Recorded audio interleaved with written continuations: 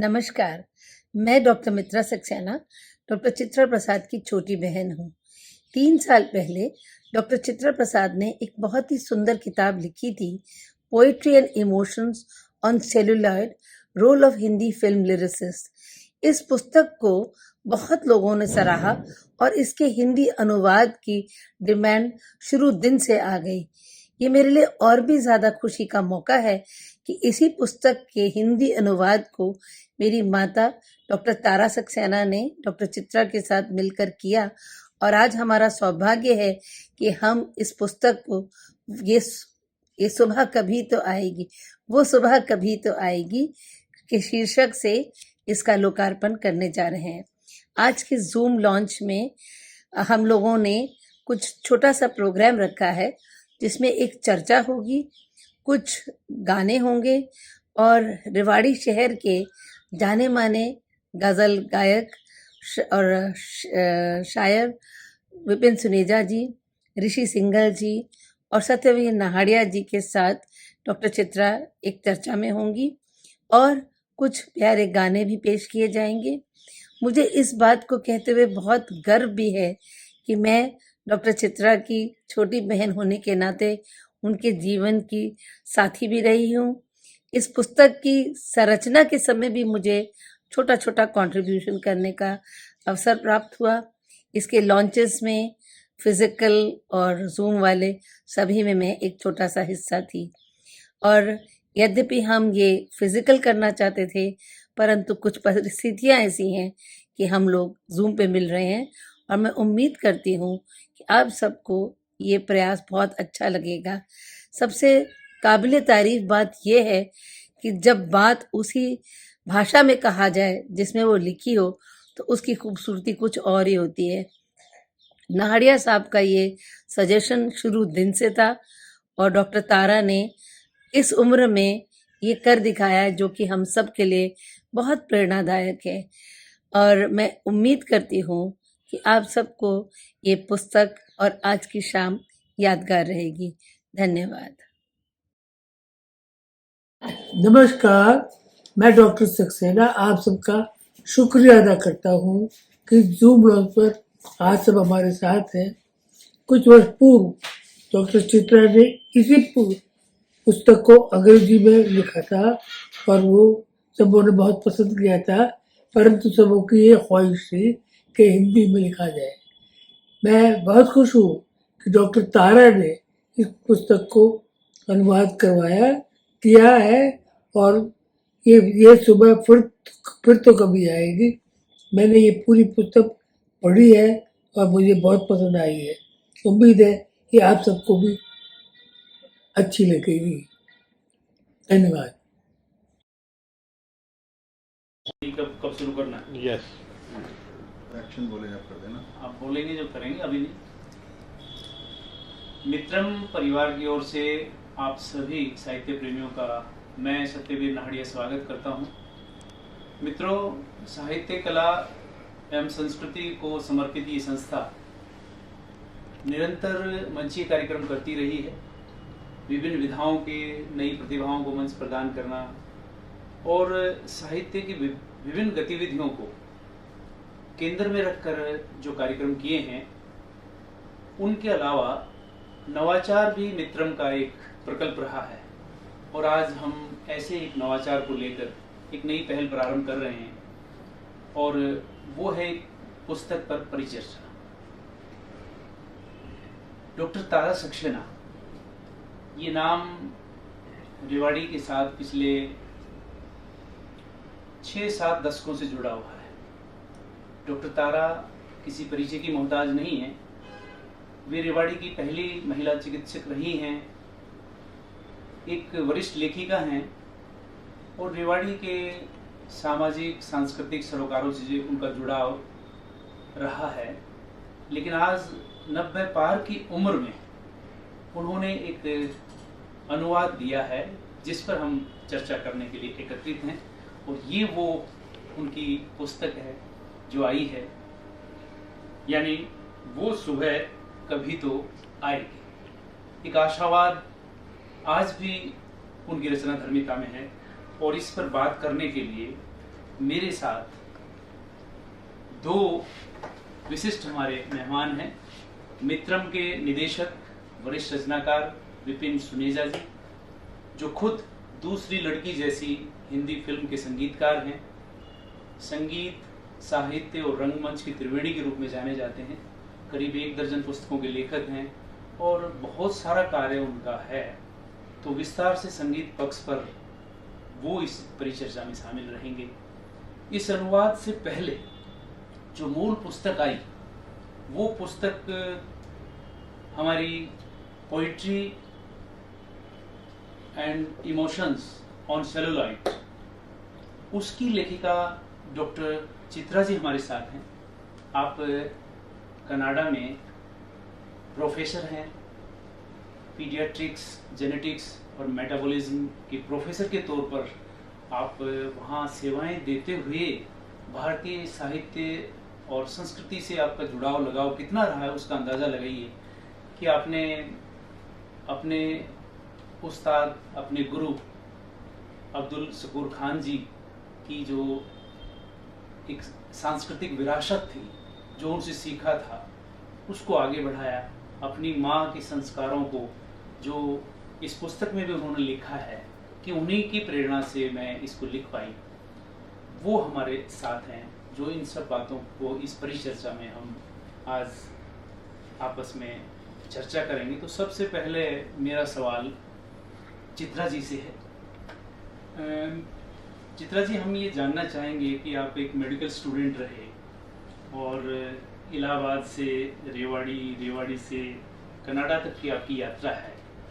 उसमें कहीं जो पारिवारिक संस्कार हैं या जो चित्रगुप्त की सांस्कृतिक विरासत है, उसके पक्षधर, पोषक और सजग प्रहरी के रूप में आप रहे हैं। तो ये जो पहली पुस्तक आपकी आई कि भारतीय जो संगीत और भारतीय सिनेमा के गीतकारों पर कार्य किया जाए, ये प्रेरणा विचार कहाँ से आया? सबसे पहले तो मैं नमस्ते करती हूँ आप दोनों को। आपने समय निकाला मुझसे बात करने के लिए। तो हाँ, मैं मेडिकल की छात्रा रही हूँ और मेडिकल डॉक्टर रही हूँ, पर मेरा रुझान हमेशा से ही संगीत और गीतों की तरफ था, क्योंकि हमने शकूर मास्टर साहब से सीखना शुरू किया जब हम बिल्कुल बच्चे थे। भागते रहते थे सारे टाइम, पर सीखा उनसे जितना भी मैं सीख सकती थी। उनके पास तो बहुत भंडार था। पर मैं बचपन से ही फिल्मों से बहुत मेरा रुझाव था वहाँ पे, और साथ में हमारे घर में जो माहौल था, वो हमारे जो भाई बहन थे, चचेरे, ममेरे, खासकर मेरी मम्मी की तरफ से, वो लोग सबके सब संगीत के काफ़ी दीवाने थे। तो मुझे पता भी नहीं चला कि कब वो मेरे अंदर आया, और धीरे धीरे उसके बारे में थोड़ा समझना शुरू किया, क्योंकि गाती तो मैं थी, कई परफॉर्मेंसेस देती थी, स्टेज प्रोग्राम्स देती थी, पर फिर मुझे लगने लगा कि इनके कुछ गाने हैं जो कि मेरे अंदर घर कर गए हैं। और फिर मैंने जानने की कोशिश करी कि ये गाने लिखे किसने हैं, और उसमें मेरी फिर रुचि हुई। और फिर मैंने कहा, आजकल के गीतों को देखते हुए, कि वो वाले गीतों में तो बहुत मतलब होते थे।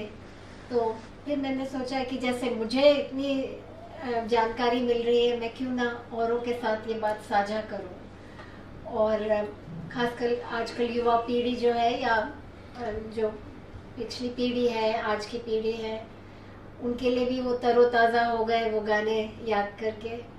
तो ये जो सफ़र था मेरा, ये मेरी यात्रा थी पिछले 8 सालों से। मैंने 8 साल लगे मुझे वो इंग्लिश बुक लिखने में। उसमें मैंने बहुत पाया, उसने मेरे को बहुत सुकून दिया, बहुत राहत दी। मेरी अपनी निजी ज़िंदगी में जो उतार चढ़ाव आए, उसमें मुझे बहुत राहत दी इन गानों ने। इससे पहले कि आपसे विस्तार से सुनेजा जी बात करें, क्योंकि उनकी उपस्थिति में संगीत पे मैं कुछ पूछूं, ये सूरज को दीपक दिखाना होगा। तो मैं पहले विपिन जी से 2 बातें पूछना चाहता हूँ।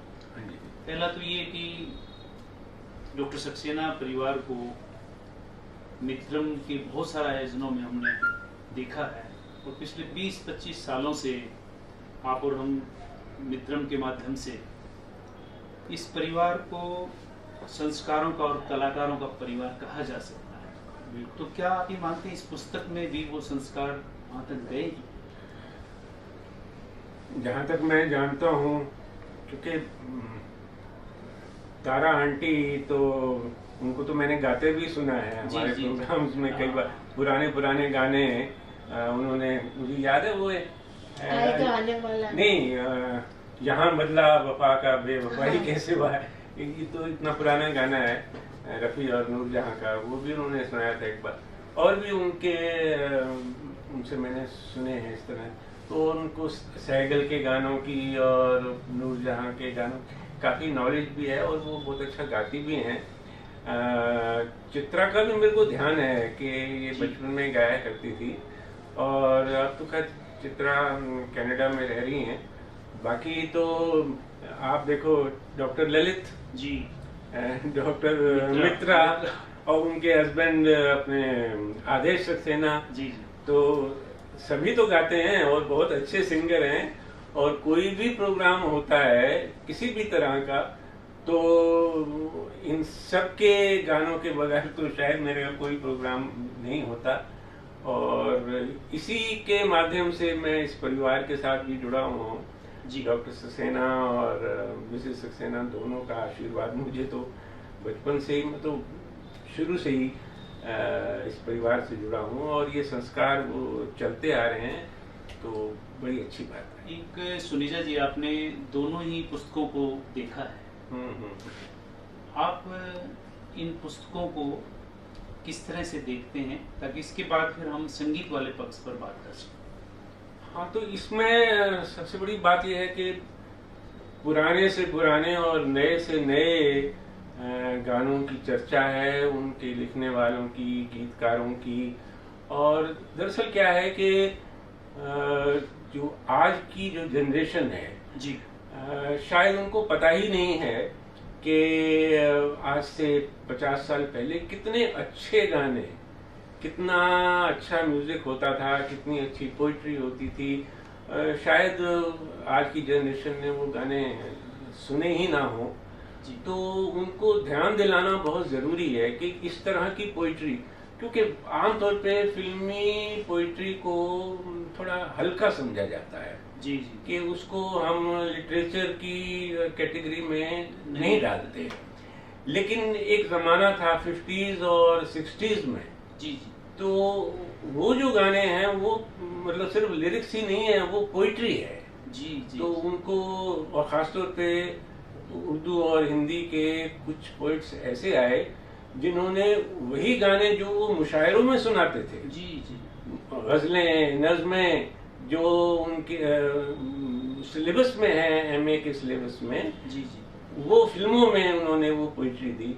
अरे तो ये नई जनरेशन को शायद इस बात का पता नहीं है, तो इस तरह की बुक्स आने से थोड़ा नई जनरेशन को पता चलेगा कि अच्छा, जब वो पढ़ेंगे, अरे वाह भाई, इतनी अच्छी पोइट्री हमारी फिल्मों में आई है। बिल्कुल। तो ये तो ट्रांसलेशन है, अच्छा है, क्योंकि हिंदी के गाने हैं तो हिंदी में लोग पढ़ पाएंगे। तो बाकी तो फॉर्मेट तो चित्रा का ही तैयार किया। जी, चित्रा जी, आपसे एक और बात मैं जानना चाहूँगा। आप इस सृजन यात्रा के दौरान और इसके बाद में बहुत सारे साहित्य, कला और संस्कृति के जो दिग्गज हस्ताक्षरों से मिले, खासकर जावेद अख्तर साहब, सार्थक दास गुप्ता जी और इस सदी के महानायक बिग बी अमिताभ बच्चन जी से, और खासकर उनके भी पिताश्री हलाहल के प्रवर्तक डॉक्टर हरिवंश राय बच्चन जी की कोई रचना आपने उनको सुनाई, उसके बारे में हमारे दर्शकों को थोड़ा सा बताएं। हरिवंश राय बच्चन जी को बाबूजी कहते हैं जी। मैं जब 11 साल की थी तो मैंने गीत सीखा था, शकूर मास्टर साहब ने उसकी धुन बनाई थी, आज आंखों में प्रतीक्षा फिर भरो तुम। और उसके जो शब्द हैं बहुत ही सुंदर हैं। चीर वन घन भेद मरु जलहीन आऊं, सात सागर सामने हो तैर जाऊं।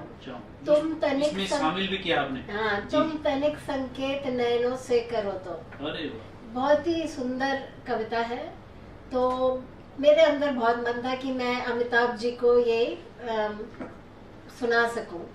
तो बड़ा ही रोचक प्रसंग है कि मैं उनके ब्लॉग पे लिखती हूँ जी। अधिकतर, तो वो मेरा नाम तो जानते हैं, पर उन्होंने हमको समय दिया और मित्रा और मैं गए उनके पास और उन्होंने मुझसे पूछा क्या बात करना चाहेंगी आप।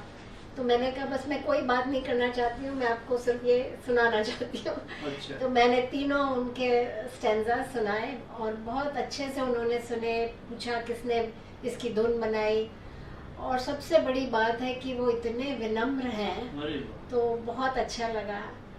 मैं एक बात कहना चाहूँगी, जो विपिन भाई साहब ने बात करी कि पहले हल्के फुल्के सोचा जाता था फिल्मी गीतों को, पर जैसे कि साहिर साहब हैं या शैलेंद्र हैं, अभी शैलेंद्र को हाल में ही भारतीय साहित्यिक अकेडमी में उनका नाम आया है। जी। शैलेंद्र जो थे, क्योंकि फिल्मी गाने सारे के सारे हमारे आम जनता में बहुत जल्दी लोकप्रिय हो जाते हैं, तो शैलेंद्र ने जो लिखा है, तुम्हारे महल चौबारे यही रह जाएंगे सारे, अकड़ किस बात की प्यारे, ये सर फिर भी झुकाना है। तो दुनिया में जो फिलॉसफी है वो शैलेंद्र ने फिल्म सॉन्ग्स में दे दिया आपको। और उसी तरह से मेहमान जो हमारा होता है वो जान से प्यारा होता है, ज्यादा की नहीं लालच हमको, ज्यादा का नहीं लालच हमको, थोड़े में गुजारा होता है। क्या क्या बातें शैलेंद्र ने कह दी हैं। तो ये लोग इनको पोएट फिलोसफर भी कहते हैं इसी बात से। और उसी तरीके से साहिर के जो गीत हैं, मैं जिंदगी का साथ बुलाता चला गया, निभाता चला गया, गम और खुशी में फर्क न महसूस हो जहाँ, मैं दिल को उस मकाम पे लाता चला गया। मतलब क्या गाने बना दिए हैं। मन रे तो काहे न धीर धरे, जी जी। उतना ही उपकार समझ कोई जितना साथ निभा दे। क्या मतलब पूरे आपको जीवन की सारी फिलॉसफी इसमें है। तो मैं तो इन सब की पुजारी हूँ। आपने अपने उस्ताद से हिंदी के साथ उर्दू भी सीखी। हाँ। तो क्या पूरे आपके जो इस रचना संसार में इस गंगा जमुना तहजीब का भी हाँ। बड़ा प्रभाव है? बहुत। और क्या कोरोना का जो कठिन काल रहा उसमें आपने इसका कोई मानस बनाया कि ऐसी पुस्तक लिखी जाए, या पहले से वो तो पहले से ही चल रहा था काम, पर कोरोना की वजह से रिलीज नहीं हो पाई। जी जी। फिर मैं आई थी रेवाड़ी में, आपको याद होगा, आप लोग ने काफी उसमें साथ दिया, पर हर जगह सोचती रही। उसके बाद अब इस किताब में तो खान है, क्योंकि काम तो सब उनका है, गीतकारों का है, मेरा तो काम सिर्फ पहुंचाना है सब लोगों के पास। पर उसकी वजह से मैंने गंगा जमनी तहजीब पे 3 प्रोग्राम्स किए, जिसमें कि बहुत अच्छे लोगों ने अपने अपने विचार भी दिए और गाने भी गाए, और भाई साहब ने भी देखा है प्रोग्राम, मैं भी शामिल था। हाँ, आप भी शामिल थे। और पाकिस्तान से डॉक्टर जावेद इकबाल, उन्होंने भी हमारा साथ दिया। बहुत पद्मश्री मोहम्मद हुसैन, अहमद हुसैन ने गाया मंतर पत हरि दर्शन को आज। तो इस जैसे मैं चाहती हूँ कि गीतकारों के बारे में पता चले, पर मैं इस किताब के थ्रू चाहती हूँ कि ये जो आपस में भाईचारा, दूसरे को सुनने की क्षमता जो है, जो हम खो रहे हैं, कि हमको सब धीरज से सुन लें, जो वो इसीलिए मैंने कहा एक सुकून, कि हम एक दूसरे की बात सुन सकें और सीख सकें। जी जी। क्योंकि उर्दू हमारी ही भाषा है, जैसे हिंदी भाषा, उर्दू हमारी भाषा है। हसरत जयपुरी कहते थे, जो बहुत अच्छे खुद भी राज कपूर की टीम के थे, कि हिंदी और उर्दू तो बहनें हैं, सगी बहनें हैं। जी जी। तो दोनों का ही मिश्रण हो और लोग खुशी से रह सकें जी। जितना समय बिताना इस दुनिया में। दोनों भाषाएं इकट्ठी तो खड़ी बोली पहले बनी थी, जो अमीर खुसरो के टाइम, तो उसी की 2 शाखाएं तो हैं, हिंदी और उर्दू। जी। तो उनमें फर्क तो करना तो बहुत ही गलत बात है। अच्छा, मित्रम इस कार्यक्रम को डॉक्टर तारा सक्सेना जी को समर्पित कर रहा है, तो हम ये चाहेंगे बतौर एक बेटी, आपने डॉक्टर तारा सक्सेना से पूरी विरासत में, पूरी यात्रा में जो सीखा है, और इस उम्र के पड़ाव पर उनकी साधना को आपने बड़े करीब से देखा है, ये जो अनुवाद का कार्य हुआ, क्योंकि कहते हैं अनुवाद जो मौलिक सृजन है उससे भी मुश्किल विधा मानी गई है, तो उसके कोई संस्मरण और कैसे आपने माँ के संस्कारों में ये पाया, कैसे उन्होंने ये किया? और सबसे पहले तो जब मैंने इंग्लिश में लिखना शुरू किया तो उन्होंने कहा वही कि तुम्हें अमीर खुसरो और नवाब वाजिद अली शाह, बाबुल मोरा नहीं और छूटो जाए। तो उसके ऊपर मुझे रिसर्च करनी पड़ी कि अच्छा ये नवाब वाजिद अली शाह ने लिखा था। जी। और खुमार बाराबंकी, मजरू 60 साल से काम कर रहे थे। जी जी। और आगा हश्र कश्मीरी, मतलब सारे पुराने जो थे वो सब मम्मी को याद थे। नाशाद साहब उन्होंने भी लिखा, उन्होंने आएगा आने वाला लिखा था गाना। जी जी। तो हर बार वो मुझे बताते थे इसको तुमने अब शामिल किया है कि नहीं, इनको शामिल किया कि नहीं। तो उनके पास भंडार था। यानी 1940 से 1960 का सारा डॉक्टर तारा ने आपको हाँ बिल्कुल बिल्कुल। फिर मित्रा ने काफी, जो नए वाले हैं वो मित्रा ने काफी, वरुण ग्रोवर और मनोज मुंतशिर वगैरह जो हाँ है, जी। अमिताभ भट्टाचार्य। जी। पर मित्रा ने एक और भी बहुत अच्छे, जिनको आप अच्छे से जानते हैं, वो शहरयार। जी जी। उनका मैं जैसे हर बार मैं इन लोगों को बोलती थी कि अब मेरा खत्म हो रही है, मैंने खत्म कर दिया है, तो कहते नहीं तुमने शहरयार जी के बारे में नहीं किया। हाँ। उन्होंने उमराव जान के गाने लिखे थे, जस्तजू जिसकी थी उसको तो ना पाया हमने। बिल्कुल। तो उनको कोई फिल्मफेयर अवार्ड नहीं मिला था, बाकी सब लोगों को, रेखा को, खयाम साहब को, सबको मिला था।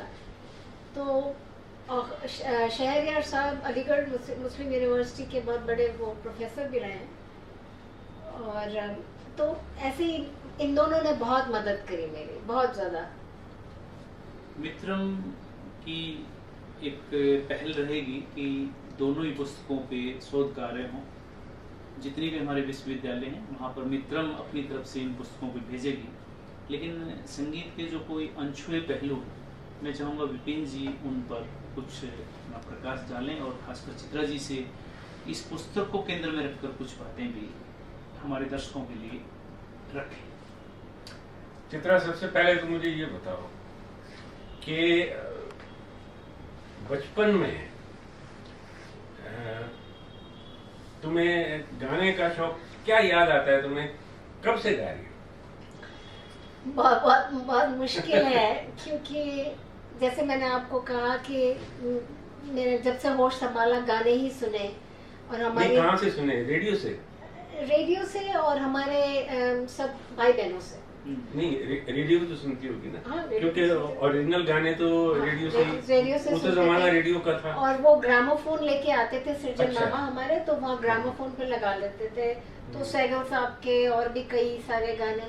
पर मेरे जो सारे भाई बहन थे वो सारे टाइम गाते थे। मेरी मौसियाँ बहुत अच्छा गाती हैं, मेरे मामा बहुत अच्छे, बिरजन मामा, सृजन मामा। तो मुझे कोई टाइम याद नहीं है कि कब से, कितने वर्ष की आयु से मैंने गाना शुरू किया।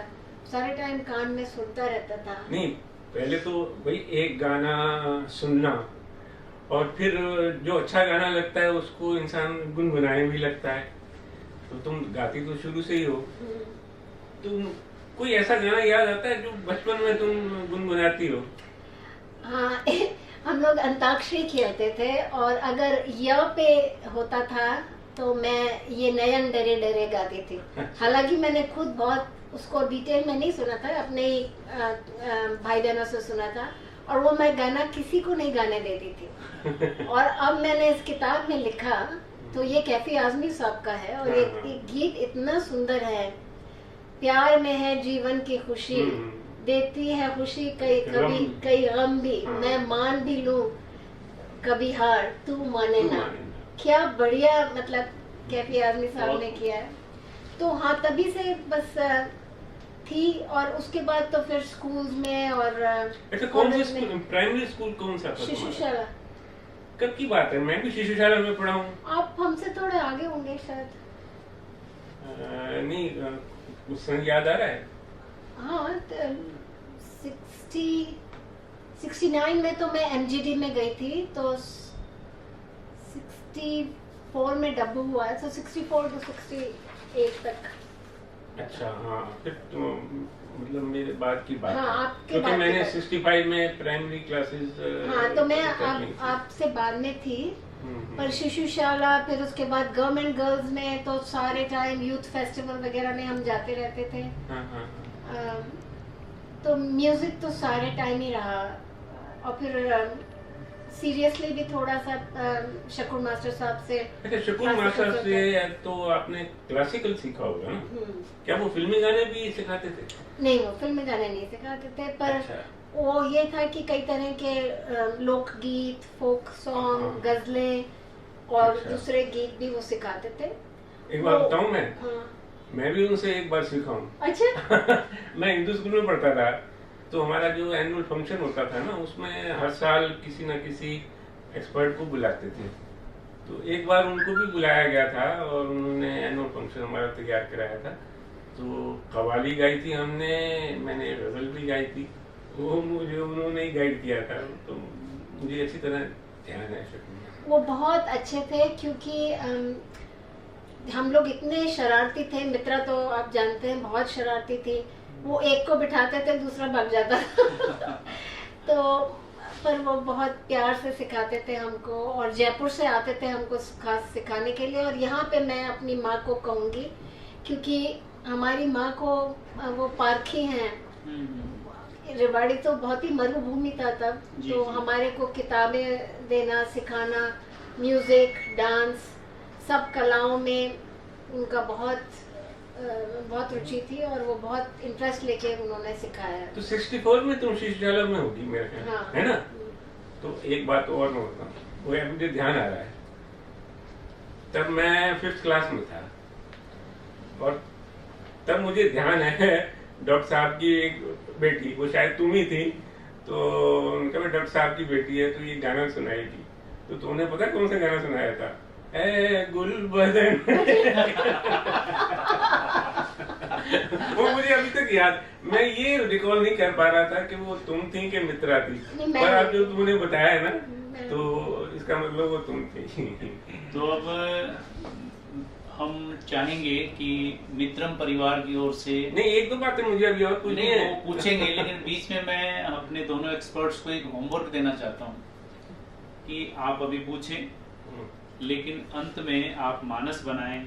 आप दोनों रेवाड़ी के हिंदू स्कूल से भी आपने अपने जो आपके दोनों के गुरु रहे हैं उनका संबंध रहा है, और दूसरे स्कूल का जिक्र किया कि उसमें भी डॉक्टर साहब की बिटिया, आपको याद आया वो चित्रा थी और मित्रा थी, वो भी आपने स्पष्ट कर लिया है। तो आप दोनों ने अंत में समापन हम करेंगे, दोनों ने कुछ ना कुछ इस पुस्तक से बोलना है, और वो गाना है, गा के बोलना है। वही डॉक्टर चित्रा की तरफ से, विपिन सुनेजा जी की तरफ से, मित्रम की तरफ से आज का जो कार्यक्रम डॉक्टर तारा सक्सेना को हम समर्पित कर रहे हैं, उसके लिए ये विशेष प्रस्तुति होगी। तो आप मानस भी बनाते रहें, और आपका अगला सवाल। हाँ, तो मैं ये पूछ रहा था कि ये बात तुम्हें कब दिमाग में आई कि कोई गाना सुनना और उसे गाना, वो तो अलग बात है, कि भाई पता चले कि ये लिखा किसने है, इसके म्यूजिक डायरेक्टर कौन है।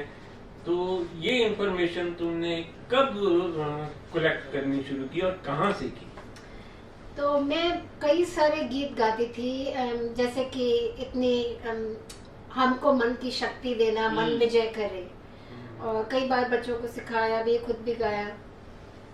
फिर एक दिन मैं कर रही थी, तो मुझे पता चला कि ये संपूर्ण सिंह कालरा यानी कि गुलजार साहब ने लिखा है, और इसके आप अगर शब्द सुनेंगे तो ये बिल्कुल ही उपनिषद की टीचिंग है, उसके सीख है।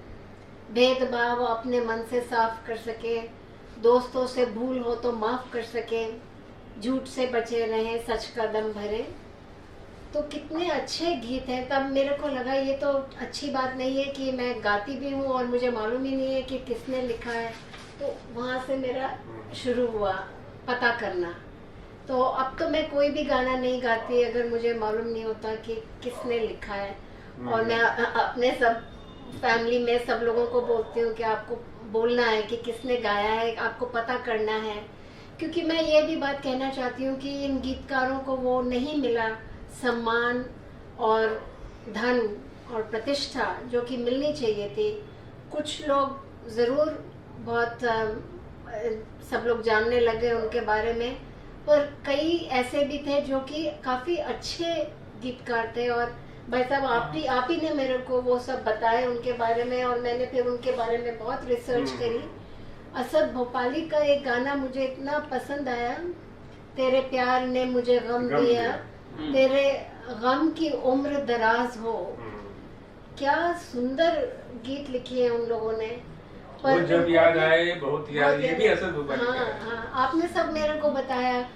और रस्म उल्फत को निभाए तो निभाए कैसे, नक्शनालपुरी का जिंदगी बोझ बनी हो तो उठाए कैसे। बोझ गमों का होता तो उठा भी लेते, जिंदगी बोझ बनी हो तो उठाए कैसे। तो बहुत सीखने को मिला। मैं एक स्टूडेंट हूँ, क्योंकि मैं प्रोफेसर भी हूँ, पढ़ाती भी हूँ, पर मैं अंदर से एक स्टूडेंट हूँ, मैं विद्यार्थी हूँ और सीखने के लिए हमेशा तैयार रहती हूँ। तो मुझे इसमें बहुत सीखने को मिला। और फिर जब हिंदी का अनुवाद किया तो उसमें भी मैंने मम्मी के साथ मिलके काफ़ी सीखा, हिंदी में फिर से टाइपिंग वगैरह करना। तो बहुत अच्छा रहा सफर। अच्छा, एक बात मैं खुद भी सोचता हूँ और मुझे समझ नहीं आती, तुम्हारी इस बारे में क्या राय है कि फिल्मों में फीमेल लिरिसिस्ट बहुत कम आई है और बहुत कम लिखा है उन्होंने। बिल्कुल सच है। और उसके कई कारण हैं। अमृता प्रीतम तो खैर साहित्य अकादमी की थी लेखिका, उन्होंने थोड़ा लिखा है, पिंजर में लिखा है। मतलब और किसने लिखा भी, किसी के एक गाना, किसी के दो गाने आ गए, इस तरह से सबके हैं। जबकि वो लिखने वाले अच्छे हैं, पर प्रॉब्लम्स जैसे मैंने अपनी किताब में भी लिखी है कि ये जो गाने बनते थे ये टीम वर्क होती थी, म्यूजिक डायरेक्टर और मीटिंग करते हैं और ये लोग मीटिंग करते थे, रात हो जाती थी।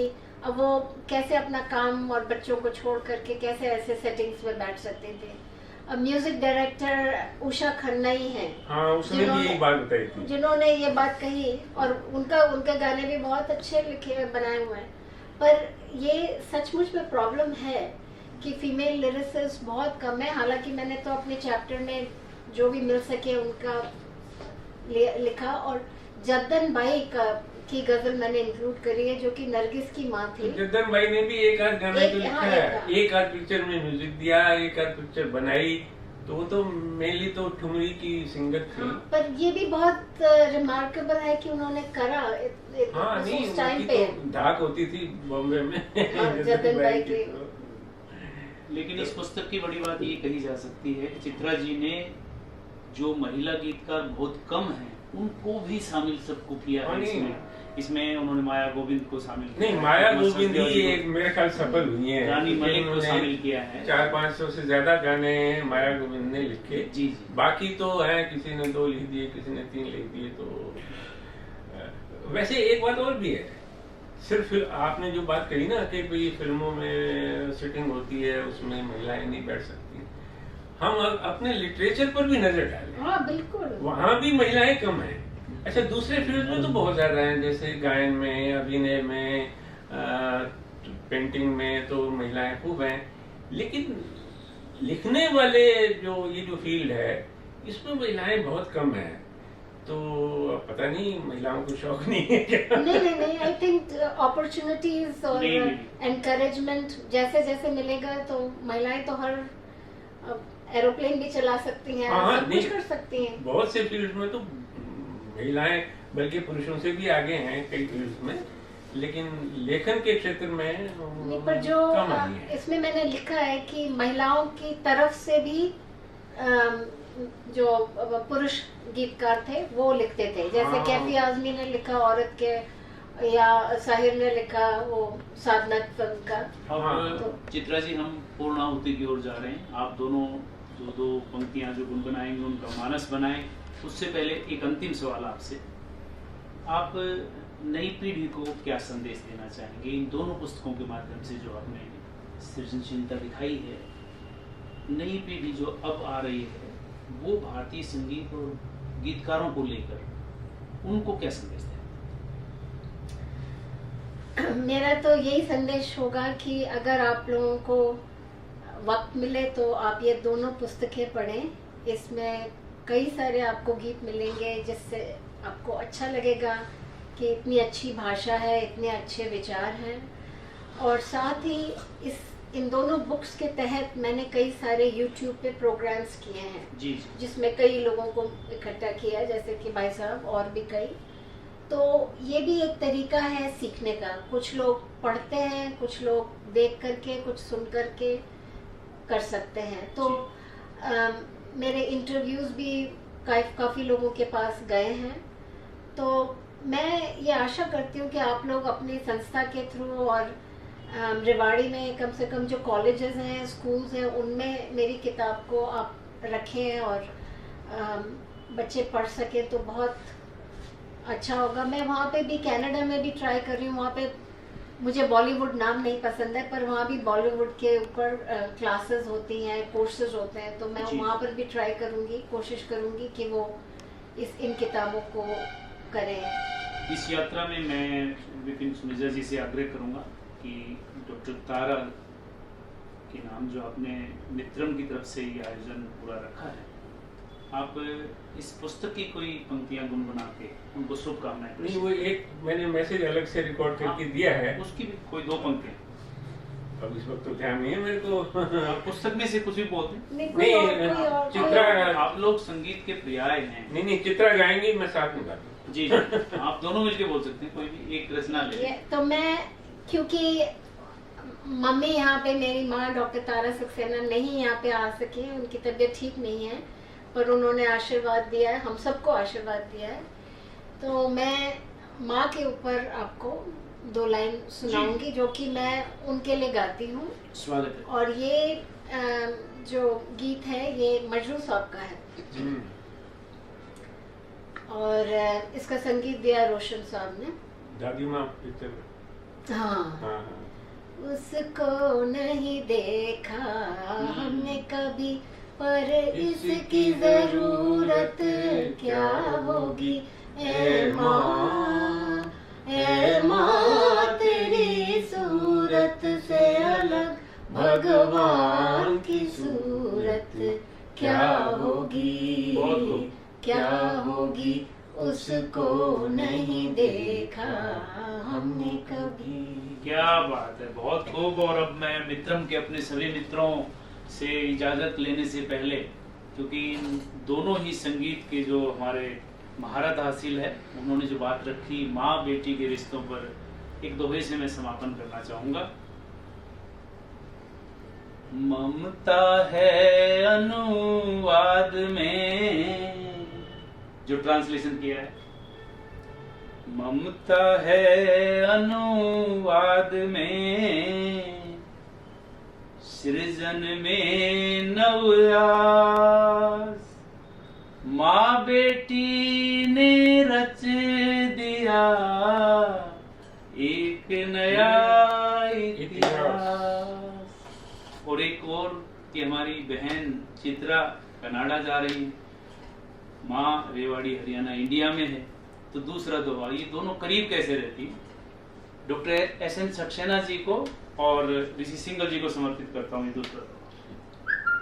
7 समुंदर पार है, होता है एहसास, 7 समुंदर पार भी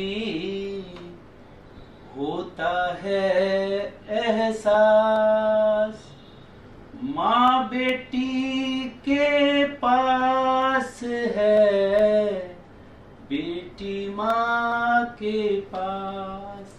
आप सभी दर्शकों का बहुत बहुत आभार। जुड़े रहिएगा। मित्रम ऐसी ही एक नई यात्रा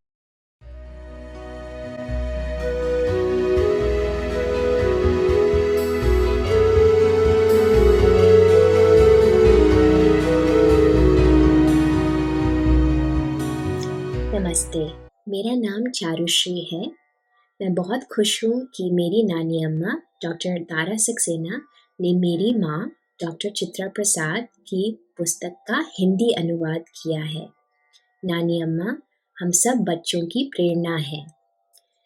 आज मैं जो गीत आप सबके सामने गाने वाली हूँ वो श्री भरत व्यास जी ने लिखा है। उनके गीत हमें जीवन जीने की सही मार्ग दिखाते हैं। धन्यवाद। ये अंधेरा घना छा रहा, तेरा इंसान घबरा रहा, हो रहा बेखबर कुछ ना आता नजर, सुख का सूरज छुपा जा रहा है, तेरी रोशनी में जो दम वो अमावस को कर दे पूनम, नेकी पर चले और बदी से टले, ताकि हंसते हुए निकले दम। ए मालिक तेरे बंदे हम, ऐसे हो हमारे करम, नेकी पर चले और बदी से टले, ताकि हंसते हुए निकले दम। ए मालिक तेरे बंदे हम। धन्यवाद। नमस्कार, हम डॉक्टर ललित मोहन सक्सेना परिवार आप सभी के समक्ष प्रस्तुत करने जा रहे हैं गीतकार श्री अभिलाष जी का प्रसिद्ध गीत इतनी शक्ति हमें देना दाता। ये गाना 1986 की फिल्म अंकुश में प्रकाशित हुआ था एवं इनके निर्देशक श्री कुलदीप जी थे। इस गाने को गायिकाओं सुषमा श्रेष्ठा एवं पुष्पा पगधरे ने बखूबी निभाया था। अभिलाष साहब के इस गाने ने इतिहास रचा और उनको इसके लिए कई पुरस्कारों से सम्मानित भी किया गया। और तो और ये गाना आज भी उतना ही लोकप्रिय है जितना 1986 में हुआ करता था। हम सब बच्चों ने अपने अपने स्कूलों में अपनी अपनी सुबहों का प्रारंभ स्कूलों की पंक्तियों में खड़े होकर इसी गीत से किया है। इस गीत के अनुसार यदि मन का विश्वास अटूट होता है तो जीवन का संघर्ष सरल हो जाता है। हम न केवल अपने आप को संभाल पाते हैं बल्कि दूसरों को भी सहारा दे पाते हैं तथा उनका जीवन मधुबन बना पाते हैं। ये गीत हमें प्रेरणा देता है अपने आप को सुदृढ़ बनाने की तथा आत्मविश्वास जगाने की। चलिए हमारा साथ दीजिए। धन्यवाद।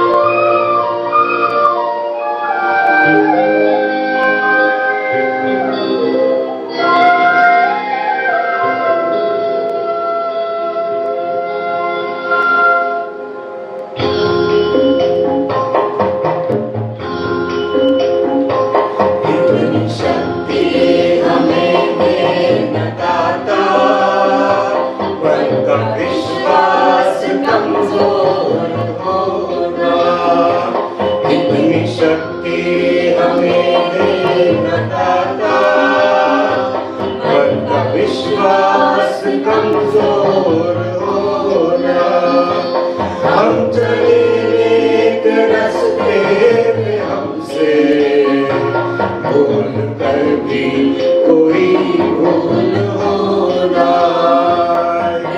शक्ति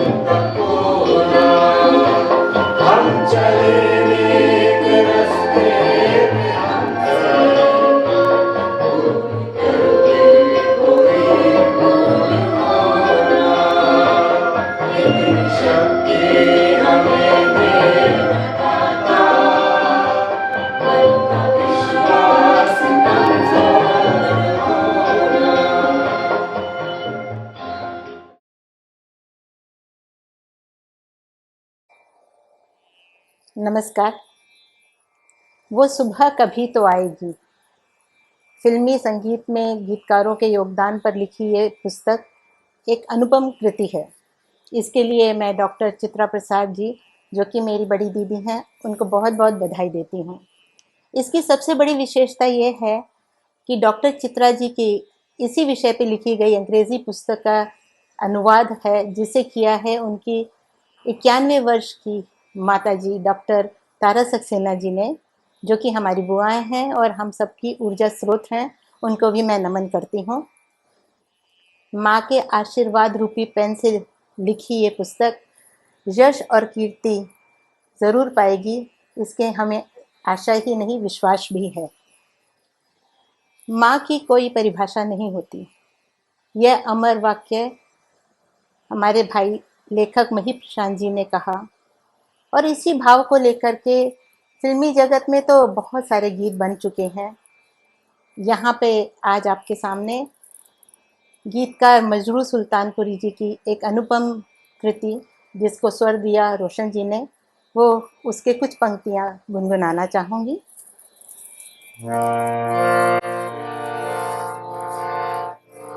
उसको नहीं देखा हमने कभी, पर इसकी ज़रूरत क्या होगी।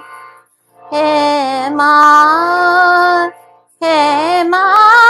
तेरी सूरत से अलग भगवान की सूरत क्या होगी, क्या होगी। उसको नहीं देखा हमने कभी।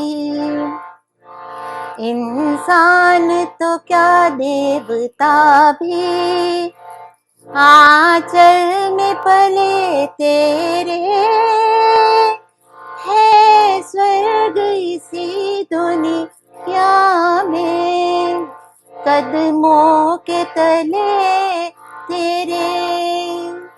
ममता ही लुटाए जिसके नयन, ममता ही लुटाए जिसके नयन, ऐसी कोई मूरत क्या होगी। है माँ तेरी सूरत से अलग भगवान की सूरत क्या होगी, क्या होगी। धन्यवाद।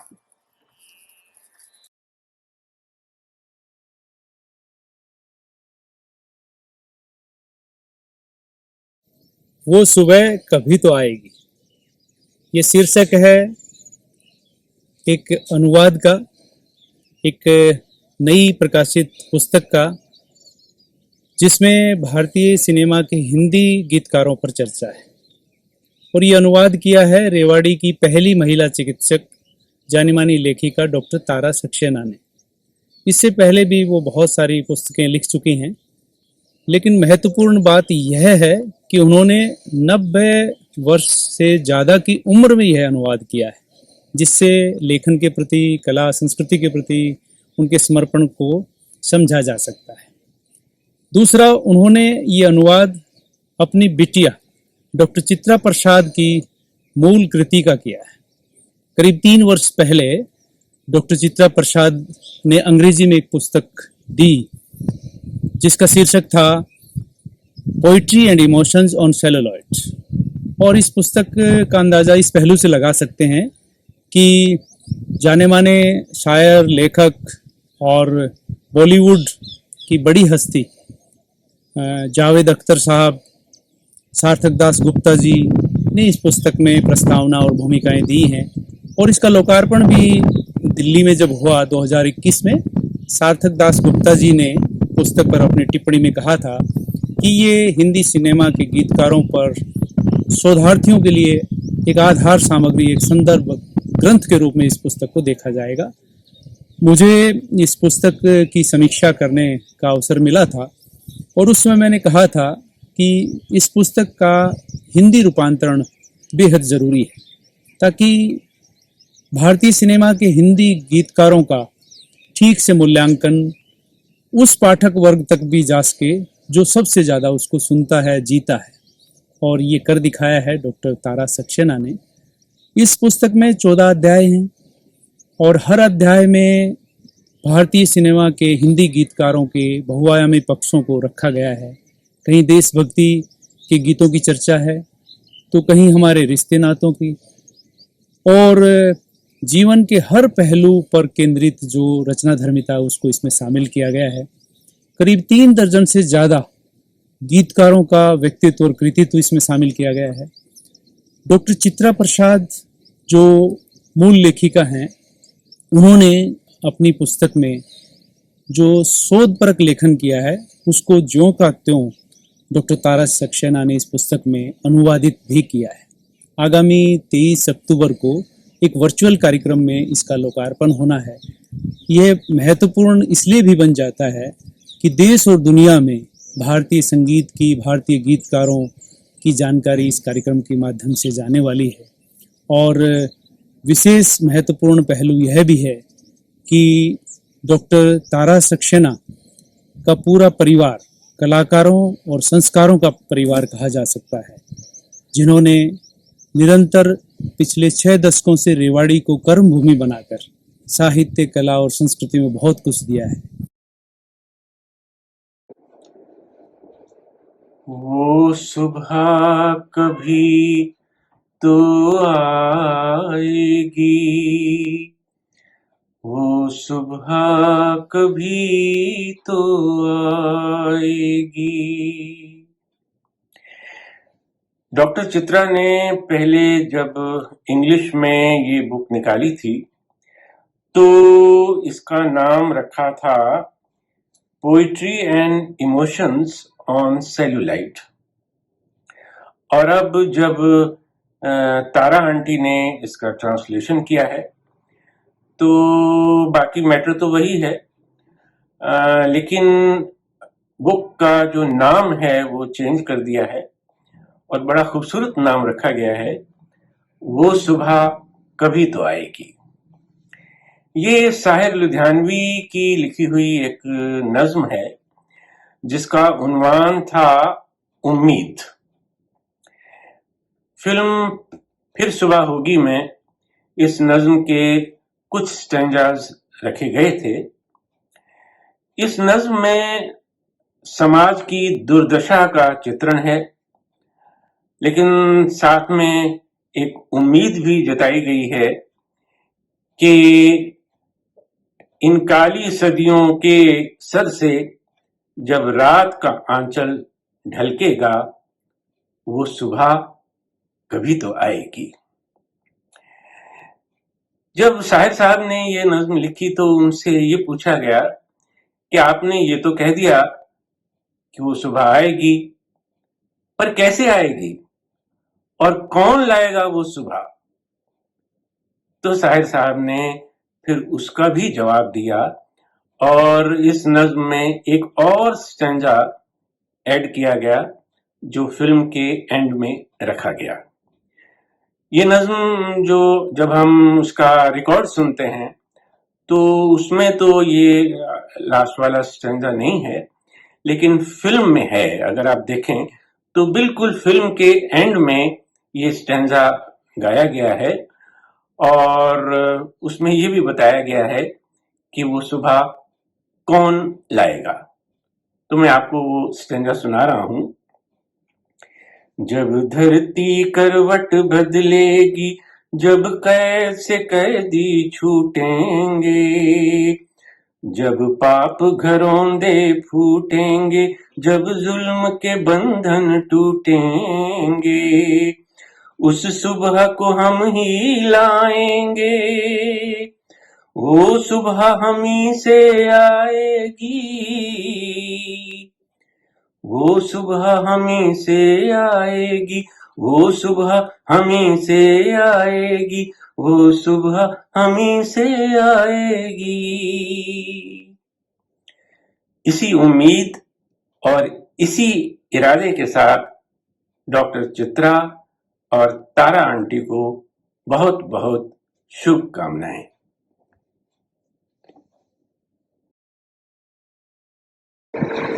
हेलो चित्रा, बहुत बहुत मुबारक हो। जिस सुबह का तुम्हें इंतजार था वो आखिर आ ही गई। कहते हैं कि behind every successful man there is a woman. मुझे तो यकीन हो गया है कि behind every successful woman there is also a woman. आपके केस में आपकी माँ तारा मौसी।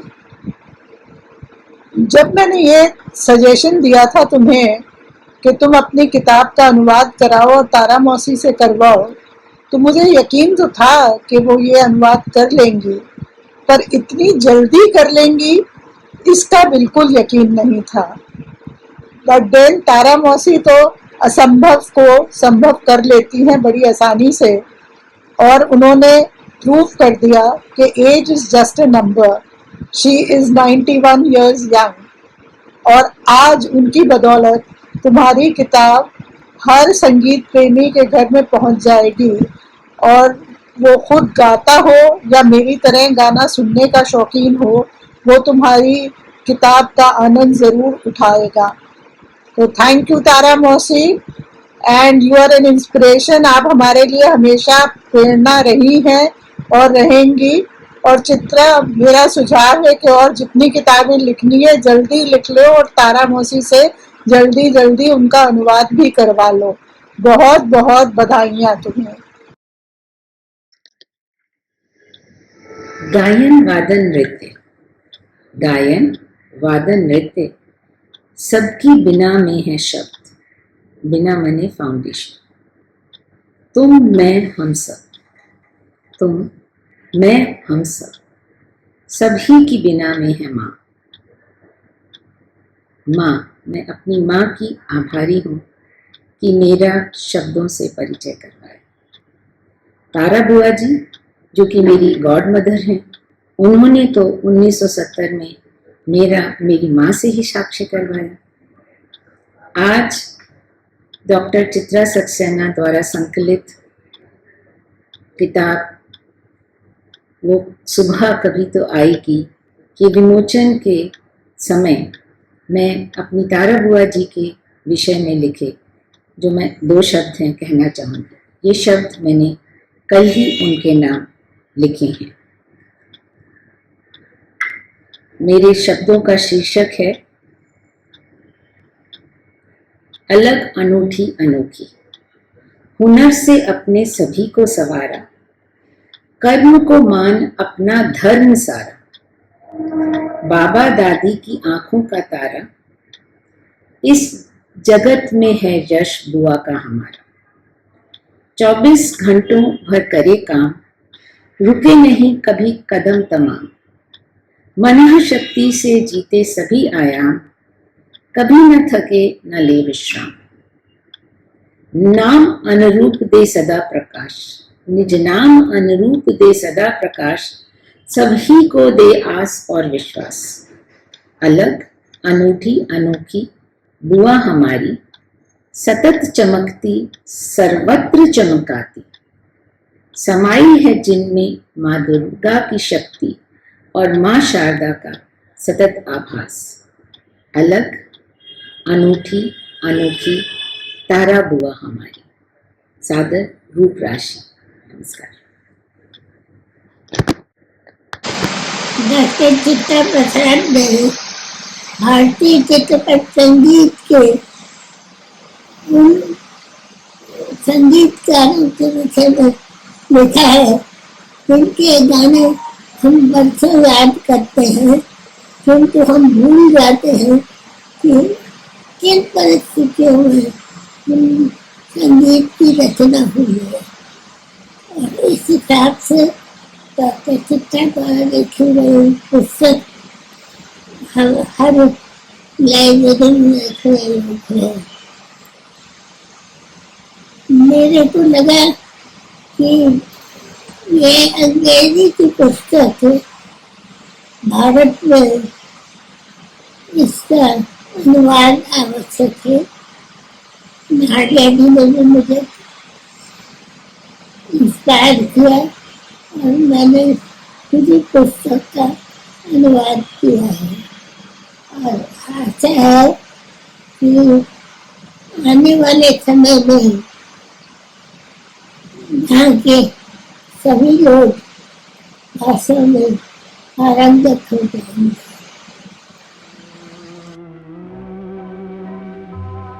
वो सुबह कभी तो आएगी,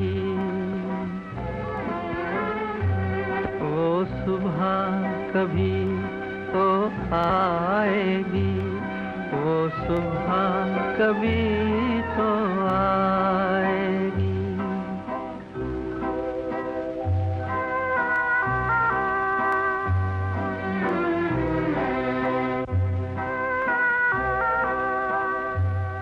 इन काली सदियों के सर से जब रात का आंचल ढलकेगा,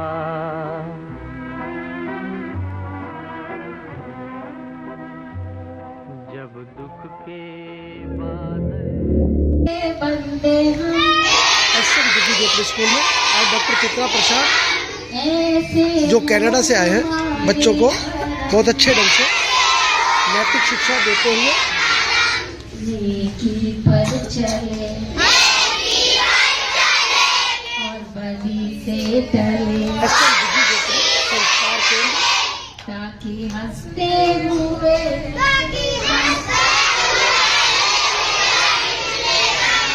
है मालिक तेरे बंदे हम। नमस्ते। आज के प्रोग्राम का अंत अब यही। आप सबके सहयोग और प्रोत्साहन के लिए बहुत बहुत धन्यवाद। मैं और मेरे सारे साथी कलाकार आपके बहुत कृतज्ञ हैं कि आपने हमारा साथ दिया और हम हिंदी अनुवाद भी आपके पास ला सके। मैं अंत करना चाहूँगी भरत व्यास जी की 2 लाइनों के साथ। इसको गाया है मुकेश जी और लता दीदी ने और इसका संगीत दिया है लक्ष्मीकांत प्यारेलाल जी ने और ये फिल्म संत ज्ञानेश्वर से है। सारे जग के कण कण में है दिव्य अमर एक आत्मा, एक ब्रह्म है, एक सत्य है, एक ही है परमात्मा। प्राणों से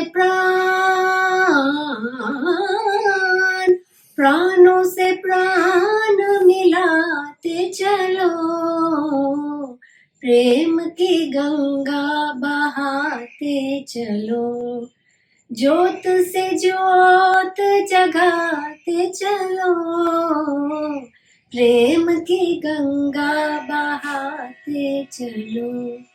धन्यवाद। वो सुबह कभी तो आएगी,